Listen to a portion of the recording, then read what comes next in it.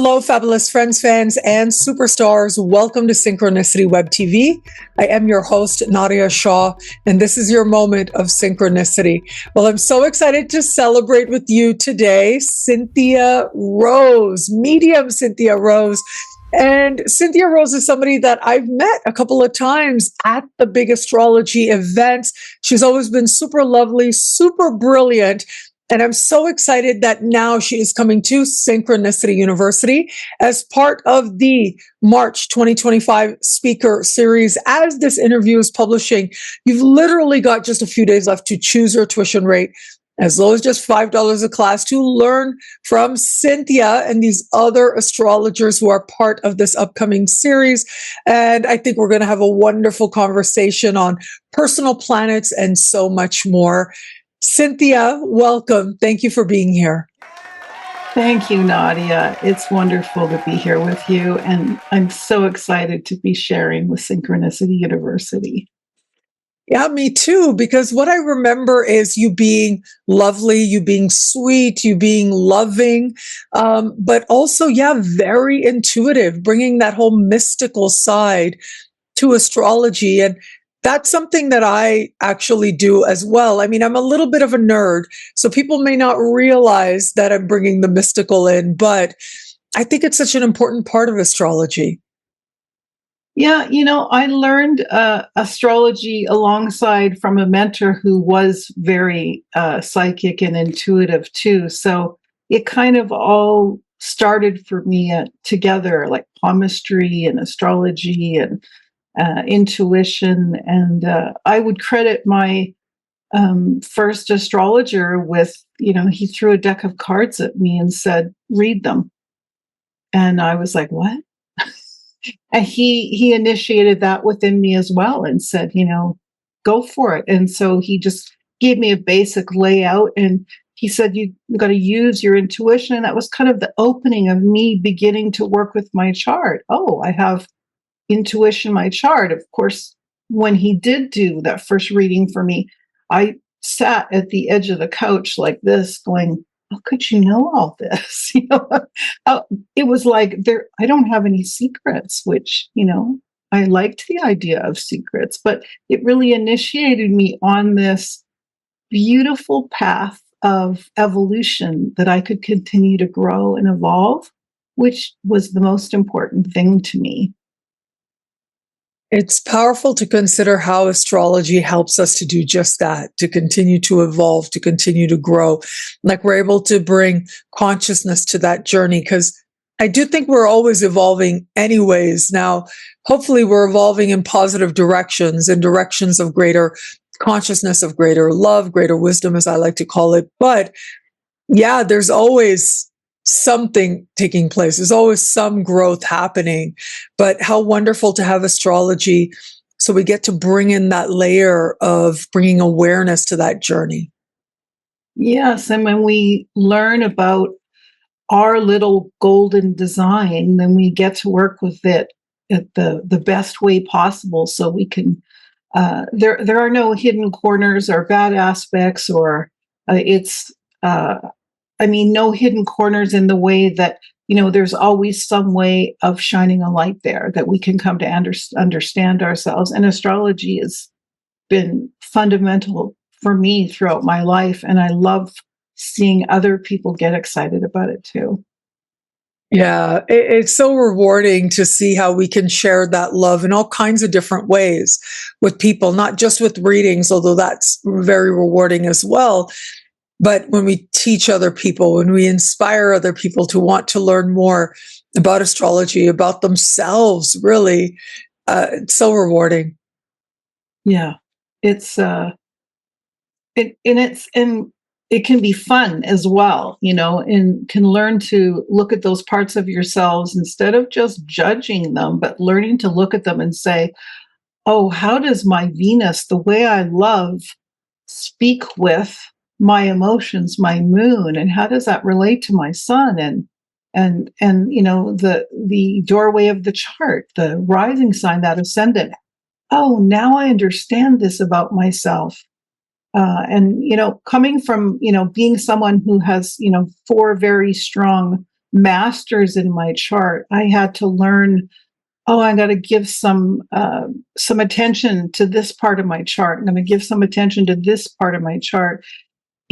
There is ways of it, and we'll talk about that. Like if there's any kind of tension between the sun and the moon, it's purposely there for a reason to help us, and it doesn't have to be an uncomfortable thing. I just like to remind people there is nothing bad about your chart, where it's like your chart is a gift of who you are, your eternal soul. It's you've lived before, you're here, and now you've got this design, and you are the one to navigate the boat, the ship of life, where you're going. What are you going to do with it? Well, first you need to know all about your boat and all about the different parts of it to be able to navigate the best, right? Yeah, it's interesting because like many years ago when I was in university, I wrote my dissertation on Ibn Arabi, who was this Sufi, an early Sufi mystic and astrologer. He lived about 1,000 years ago. And he said that the chart is perfect. Like the chart is exactly what it is you need it to be, so that you can do all the things that you were created to do in a highest, most loving vision of you and your potential for this lifetime by a very loving hand, the hand of the divine, right? So he really brought this very conscious, mystical understanding to astrology. And I'm also reminded of actually one of our regular teachers on our faculty, Mark Lawrenson. You know, for years and years, just like you mentioned just now, like I would look at Uranus squaring my sun in my chart and I would, curse it. I'd be like, you didn't like me or something, no, I didn't say that, but you know what I mean, right? I thought of it as the bane of my existence. But he actually helped me to see it as a gift, like you were saying. Like, this is why I'm so like adamantly determined to be myself. This is why I'm so determined to trust myself to go my own way. And it was a light bulb coming on to realize that those things that I thought were what I had to overcome, actually, they're what I have to work with. And that gives me so much more to work with. It's incredible when it's just a shift of perspective, but it's so empowering. I love that. That's exactly how I see it, is that, and if you're looking in class, we will have students looking at their own chart, hopefully, and being able to look and see to those areas and find those gifts, because that's the gold. That's the part of us when we see, I can remember I had this, like, when I was, I think I was 12, and my mom used to, do you remember those, you might not heard of those astrology magazines? They were like little Reader's Digest size. Oh, yes. Horoscopes or something. And my mom, she was a reader and she read a lot on astrology, but she never showed it to me. And I snuck into her room, being the Scorpio that I am. And I snuck in and I was reading, and it was like the scorpion or the eagle or the phoenix. And she came home and I was like, oh no, I'm the scorpion. I want to be the phoenix and the dove. And I mean, it's quite funny now, but what I was realizing at the time is that I had this depth of emotion that was, for a 12-year-old was pretty intense. And what I, came to realize when I had my chart done, that intensity is a gift for me in this life. I mean, I learned that. And so intensity, when we work with it, when we're not afraid of it and we learn how to apply it, that's a gift. But for somebody else, that might not be the gift they need in their life. They might need to not be that way. And that's what I love about astrology, is that we learn to accept the differences in people. You can learn and see that, maybe your best friend, where you come up with a square against something with them, you come up with a conscious sort of tension with them, where you can learn to see, oh, that is what they're doing, what they need to do. And then there's this acceptance that can come over you. that's one thing I absolutely love about astrology, because we learn to live and let love. Live and let love. Oh, I love it. Yeah. So just to remind everybody again, Cynthia is coming to Synchronicity University as part of the March 2025 speaker series. And as this is publishing, you've literally just got a couple days left to choose your tuition rate, as low as just $5 a class to learn from Cynthia. And so, Cynthia, you are going to be teaching about personal planets. So let's start there. Like, what are the personal planets? And yeah, what are the personal planets? How would you describe them? What do they represent in the chart? Right. So first of all, we'll briefly look at that we have our lights, our sun, our energy, and our moon, our soul, our emotive self, and our rising sign. And then we look at our Venus, the way we love, what we love, and how does that relate to our moon and our sun. We'll look at our drive, our ambition, our Mars, our actions, and how does that relate? We look at our Mercury, our thinking process, our communication styles, and how does that relate if we add that into the mix with how we love and our Venus, and how does that relate? When you got your Venus and your Mars and your Mercury, you got your moon and your sun, and how does that relate to Jupiter, which is some see it as inner planet, some see it as on the bridge there.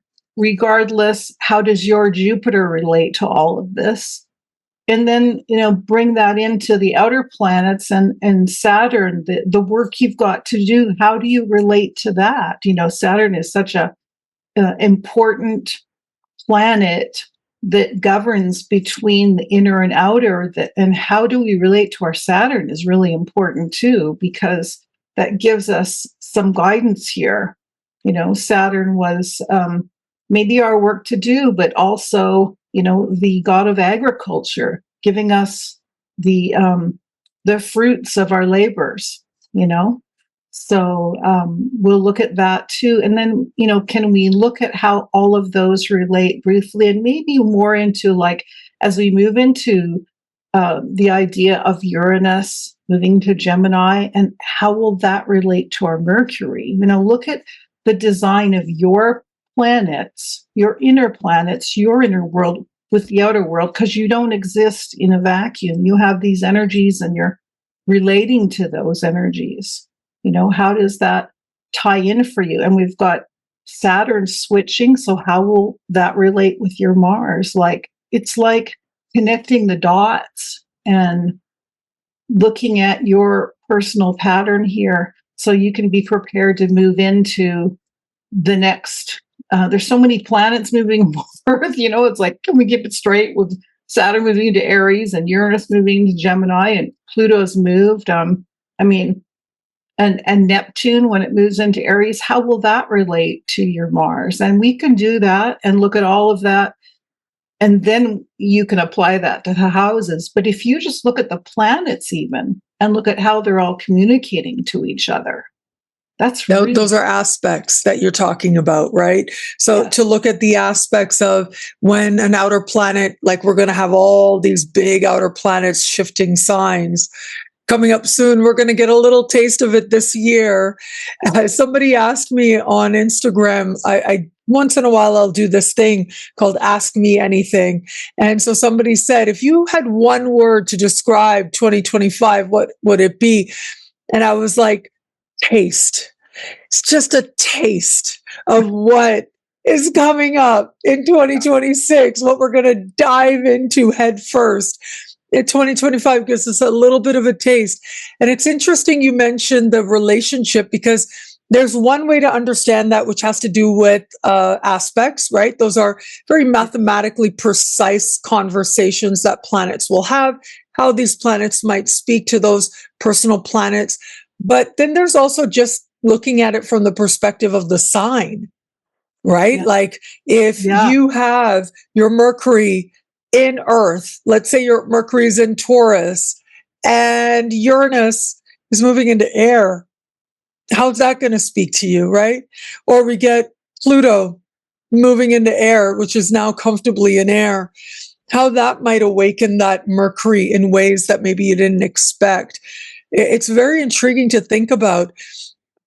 Yeah, like what can you talk a little bit about that? Like, I would like to give people something that they can use, right? Like, they can come away and be like, oh, okay, I see something in my chart differently as a result of something that Cynthia said.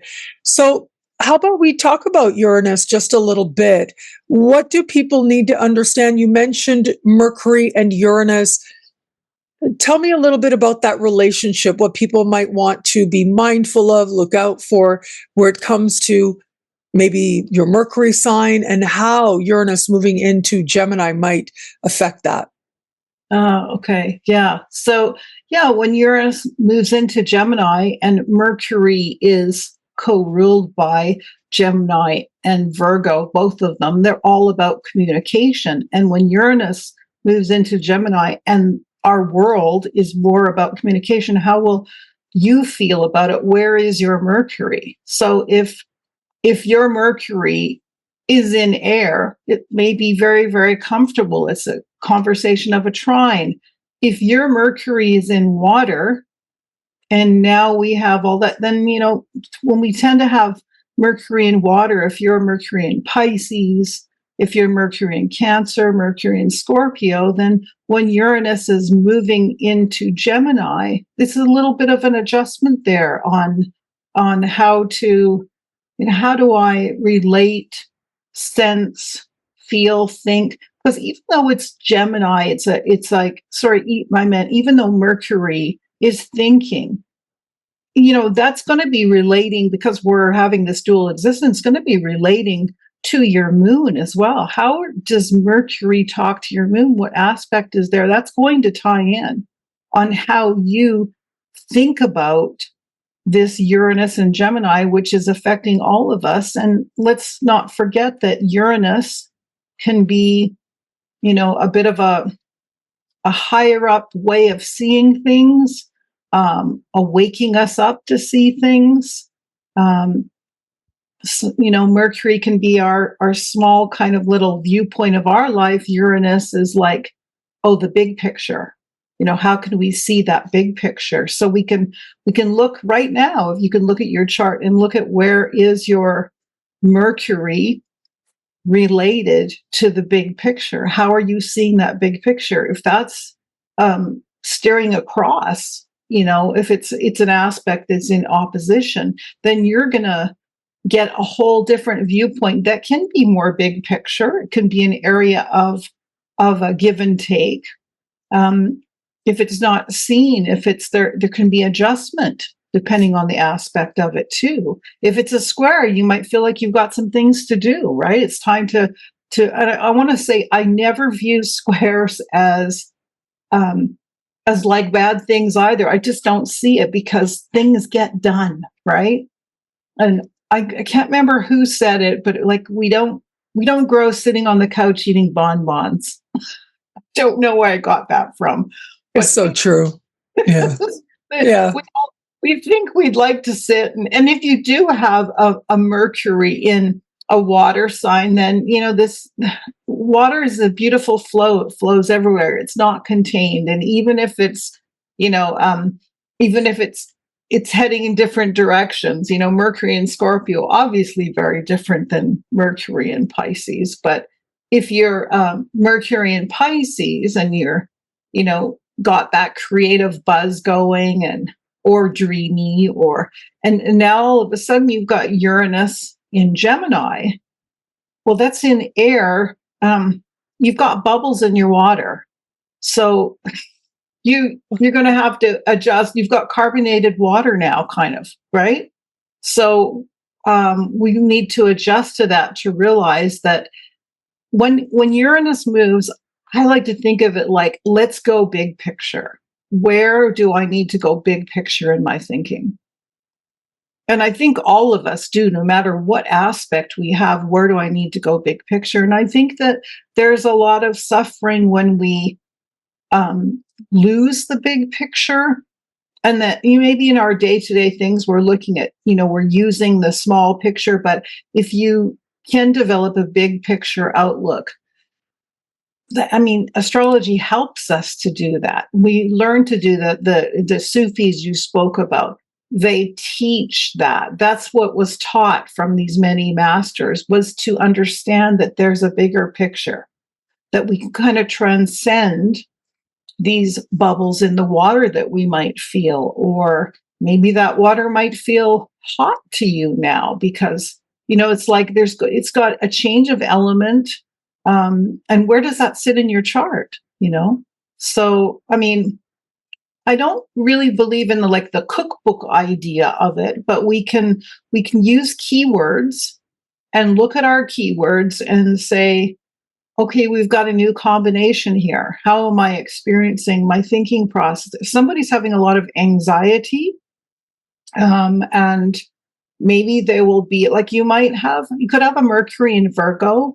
And when Uranus goes into Gemini, maybe you'll go, this feels like a comfortable time to start writing.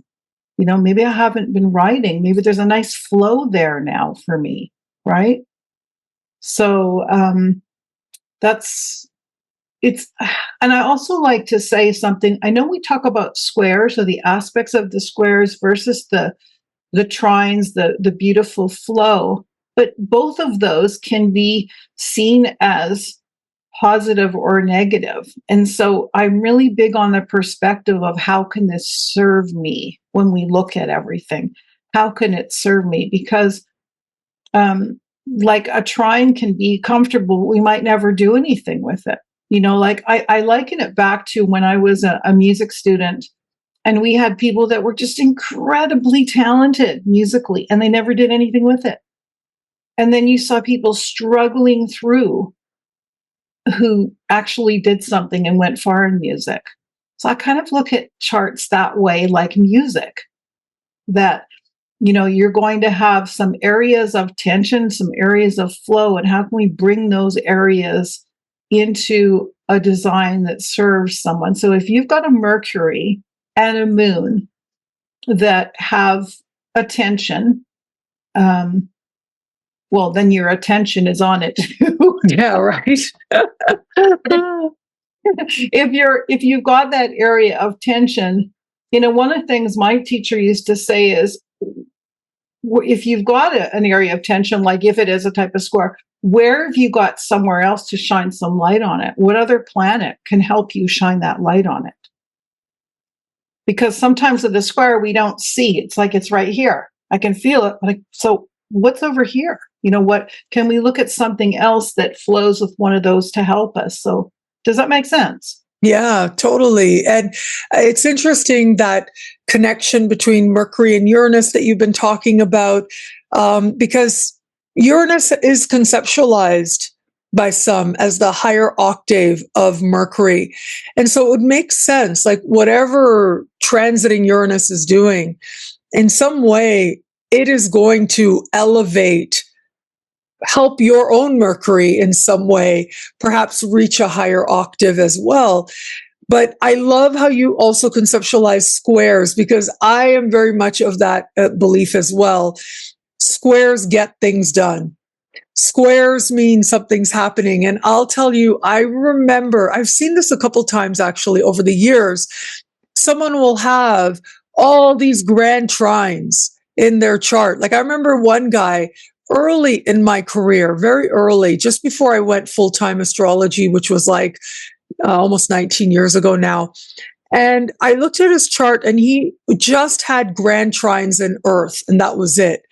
And basically at 17 years old, when he finished high school, he got a job with Canada Post, and he just worked there for the last, whatever it was, 20 years. And he was perfectly happy. Like he was like, yeah, it's great. He has the security. He goes to concerts. He would have little concert tickets up in his cubicle, and he was perfectly content. And I thought that was really intriguing. That was really interesting. But when you look at the charts of people who get a lot done in a lifetime, you often see some pretty intense square energy playing out there. And I think that's true with natal squares, but then those times when you get an aspect like Uranus square your Mercury, for example, boy, does your thought process evolve. Your communication skills, they go to another level. Do you start thinking for yourself in a way that maybe you didn't realize you weren't before? You really start thinking very differently. And there's a certain self-respect that comes when the call to put in the effort to do the work comes, and you take that call. That pathway, it leads to good places, even if it's hard. Yes, and considering that we've got the Uranus will go into Gemini, and then we've got Pluto in Aquarius, right? What's in the middle? Saturn, right? So so we've got like, okay, Pluto's slow moving, slow changes. But in the middle, we've got Saturn. So Saturn, I think, becomes much more important as it moves into Aries then, because it's setting up a stage for something for us to do. And then how does our Mercury relate to our Saturn? I mean, I hope in this class that I'll give some options of things that they can look at. I hope that they'll choose what's important, but I will have some specific ones that we can look at, like you say, because of the changes that are happening. But I also hope to leave them with some things that they can also ponder after to say, oh, what about this now? Because we can't do it all in one class, but we can certainly start to move ahead into like, okay, like there's almost like a meditation that we can have on this, that we can meditate on. You know, answers don't come instantly. Like, I'm going to think about it and I got it now. And maybe that's part of this new Mercury when Uranus and Gemini, that we can allow the downloads to come, that we can contemplate and let it come, as opposed to, I want to say this, you know, this sort of milieu of you think and you get your answer. I don't think that's where we need to be moving forward with Uranus and Gemini. Wow. It's almost like instead of deliberately thinking, you have to think. It's like being open to the brilliance and seeing how that might find you.